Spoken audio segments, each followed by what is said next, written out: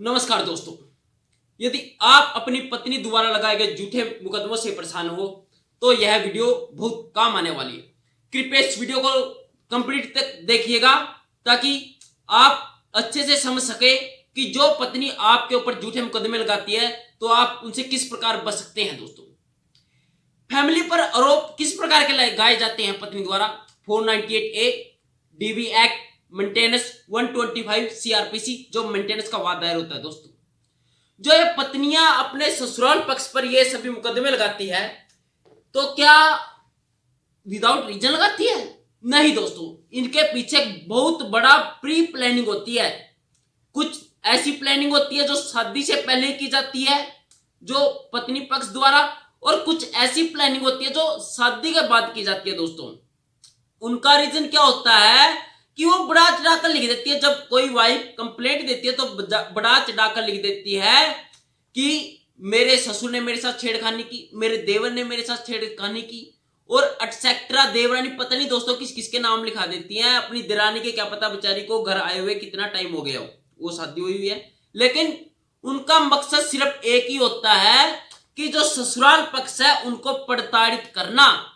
लेकिन वो कंप्लेंट तो देती है कि मुझे प्रताड़ित किया गया है, बट रियलिटी क्या है? रियलिटी तो ये है कि जो वाइफ है वो अपने ससुर को, अपनी सास को, अपने पति को, अपने देवर को प्रताड़ित करती है। उनका मकसद ही यही होता है, उन्हें आर्थिक तौर पर परेशान करना और मेंटली तौर पर परेशान करना। लेकिन हमारे दुर्भाग्य क्या है दोस्तों यहाँ का कि जो परेशान करता है उसके ऊपर कोई कार्रवाई नहीं होती, और जिसको परेशान किया है उल्टा और उनको परेशान किया जाता है। दोस्तों,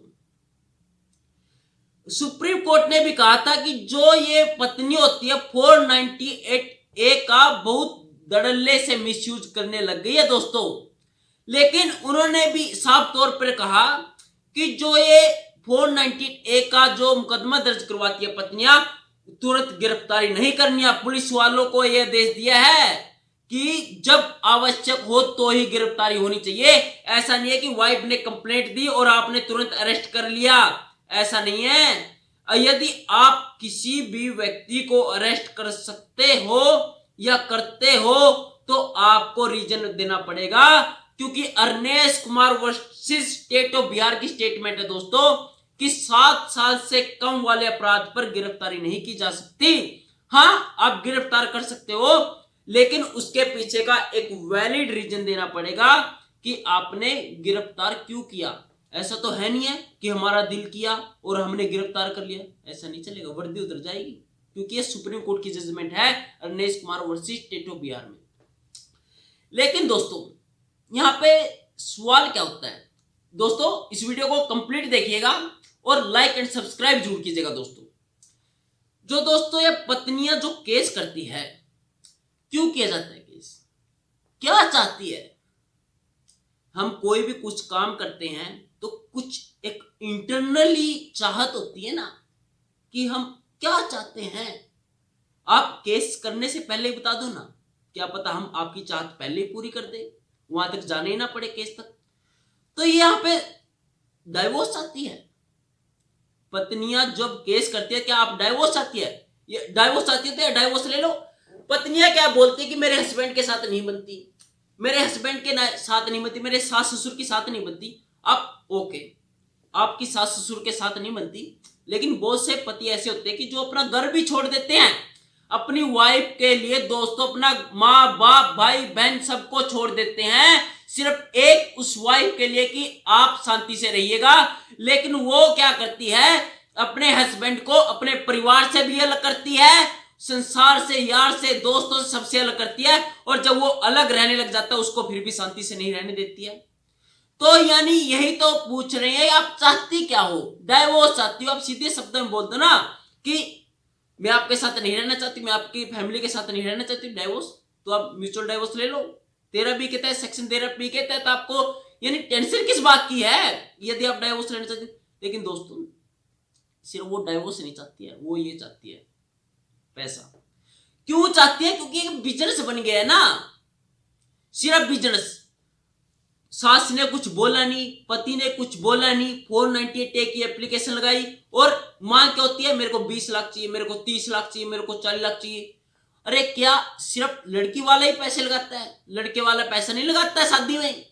सिर्फ जो बोलते कि हमने तो दान दहेज दिया अपनी बेटी को, आपने दान दहेज दिया, ओके, वेल एंड गुड। तो आप एक बात सोच के देखो, जो आपने अपनी बेटी को दान दहेज दिया है उसका यूज कौन करता? आपकी बेटी ही करती मिलेगी वहां पे। ससुराल के घर जब जाएगा, जो भी है आपकी बेटी, यदि दिया है तो आपने अपनी बेटी को दिया और किसी को नहीं दिया, वो आप वापिस ले लो वो।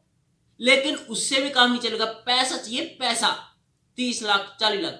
दोस्तों, इसका जो, यदि आपके ऊपर ऐसा कोई केस कर दिया आपकी वाइफ ने, तो इसका बेस्ट सोल्यूशन है दोस्तों म्यूचुअल डाइवोर्स। वो ये तो एक जाहिर सी बात है कि वो तो मांग करेगी ही करेगी पैसे की। यदि आपको ठीक लगे कि हाँ जो इनकी मांग है जायज है, lakh 2 lakh according to your pocket, कि आपके पॉकेट में कितना पैसा है, यदि आपको लगे कि मैं इतना दे सकता हूं, तो झगड़े को दोस्तों वहां खत्म कर दीजिए। म्यूचुअल डाइवोर्स की एप्लीकेशन डालिए सेक्शन 13B के तहत, तो आपका दोस्तों वहीं पे सब समाप्त हो जाएगा। लेकिन ये भी सभी पत्नियां ऐसी नहीं होती है कि जो एक जायज मांग करती है। उनको चाहिए कि ससुराल पक्ष का तो घर बिक जाए और हमें इतना पैसा मिले कि हम घर बैठ के ही ऐशो आराम से जिंदगी जीने लगे। तो दोस्तों, आपके ऊपर कोई बर्डन नहीं है ऊपर कि आपको इतना पैसा देना पड़ेगा। आपके ऊपर यदि मुकदमा दर्ज हो गया तो डोंट वरी, टेंशन लेने की जरूरत नहीं है। कोई बहुत बड़ा पानी टूटा पड़ा है, क्या हुआ?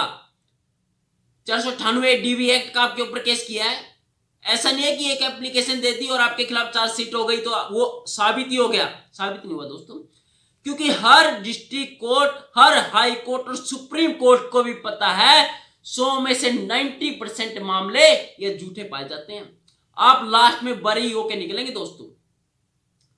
पत्नी का क्या काम है? एलिगेशन लगाना आपके ऊपर बस, और कुछ नहीं कर सकती।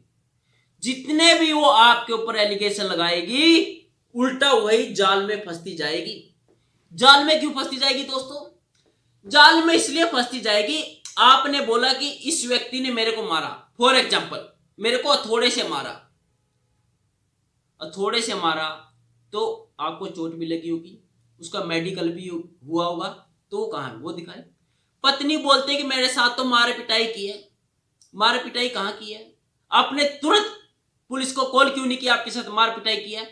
कई पत्नियां तो ऐसी होती है कि 3 साल पहले, 2 साल पहले का एविडेंस लिखाती है कि 2 साल पहले मेरे पति ने या मेरे सास ससुर ने मुझसे दहेज मांगा था, मेरे देवर ने 1 साल पहले मेरे साथ छेड़खानी की थी। अरे आप तब कहां थी 1 साल पहले? आपने तुरंत कंप्लेंट क्यों नहीं की पुलिस में? तो दोस्तों, क्योंकि तब माइंड नहीं था ना, तब माइंड कुछ और था, अब कुछ और गया है। कुछ ऐसे होते हैं कि ऐसा नहीं कि दोस्तों लड़कियां गलत होती है, उनके माँ बाप भी होते हैं, उनको सिखाते हैं, भड़काते हैं। अरे बसने दो घर बच्चों का, बसने दो। आपने किस लिए भेजी है? क्या बच्चों को इसलिए पैदा किया जाता है कि वो लड़ाई झगड़ा करे बाद में? सिखाना मत कभी भी अपने बच्चों को। लेकिन दोस्तों, इसके पीछे कुछ गलतियां ससुराल पक्ष के भी होती है। वीडियो का कंप्लीट देखिएगा दोस्तों, बहुत काम की वीडियो है, और लाइक एंड सब्सक्राइब जरूर कीजिएगा। इसमें गलती क्यों है ससुराल पक्ष की? क्योंकि दोस्तों जो वाइफ होती है वो अपना रंग ढंग दिखाने लग जाती है पहले ही। ऐसा नहीं होती है कि वो एकदम से आपके ऊपर अटैक करती है, एकदम से अटैक नहीं करती है। पंचायतें होती है, लड़ाई झगड़ा चलता है, रूठना होता है, कमरा बंद करके पड़ी रहती है। तो दोस्तों, आपकी इसलिए गलती होती है क्योंकि आप उस टाइम कोई एक्शन नहीं लेते हो ससुराल पक्ष वालों। यदि आप भी उस टाइम एक्शन लो, एक 107 एंड 116 यानी 107 और 116 IPC के तहत आप एक कंप्लेंट दायर करते हो अपनी पत्नी के खिलाफ कि घर की शांति भंग करने की, तो वो लाइफ में कभी ऐसा मुकदमा नहीं उठाएगी दोस्तों। लेकिन आप क्या करते हो? आप शांति से सुनते रहते हो, बोल रही है, लेकिन एक टाइम ऐसा आता है वो कोई न कोई आपके ऊपर मुकदमा दायर कर देती है दोस्तों। लेकिन दोस्तों, फिर भी कोई घबराने की जरूरत नहीं है, आप चिल करो, बिल्कुल भी टेंशन लेने की जरूरत नहीं है। अगर आपके ऊपर ऐसे कोई मुकदमे दर्ज हो गए हो, बिल्कुल भी ये सोचो कुछ हुआ ही नहीं, क्योंकि होने वाले नहीं कुछ है दोस्तों। लेकिन जब इन द एंड जब आप निर्दोष साबित हो जाओगे ना दोस्तों, तब आप अपनी पत्नी को सबक सिखा सकते हो। निर्दोष तो आप 100% श्योर साबित होगा, क्योंकि जो मुकदमा है वो झूठा है और झूठ के कोई पांव नहीं होते दोस्तों। जब आप निर्दोष साबित होते हो तो दोस्तों आप अपनी पत्नी के ऊपर आईपीसी 499 डेफेमेशन यानी मानहानि का वाद दायर कर सकते हो, और उसके ऊपर कड़ी से कड़ी सजा का, फाइन का प्रावधान है दोस्तों उसके ऊपर। लेकिन दोस्तों ये तब है जब आपको पता हो, आप मुकदमा दायर करें, आप तो बैठे रहते हैं दोस्तों। ऐसे यदि आपके ऊपर कोई मुकदमा दायर हो जाता है पत्नी की तरफ से 498 DV एक्ट, कोई भी एनीथिंग एल्स, तो घबराने की बिल्कुल भी जरूरत नहीं है, क्योंकि आपका कुछ भी नहीं बिगड़ने वाला। वो तो सामने वाले जो कुर्सी में बैठे उसको भी पता है कि कितनी झूठ है कितनी सच है, क्योंकि आजकल तो पता नहीं हजारों लाखों एप्लीकेशन आती है थाने में, उनको भी पता होता है। तो दोस्तों इसको लाइक एंड सब्सक्राइब जरूर कीजिएगा। यदि आपको कोई ऐसी वीडियो चाहिए तो कमेंट सेक्शन में जरूर लिखिएगा। थैंक यू दोस्तों, जय हिंद, जय भारत।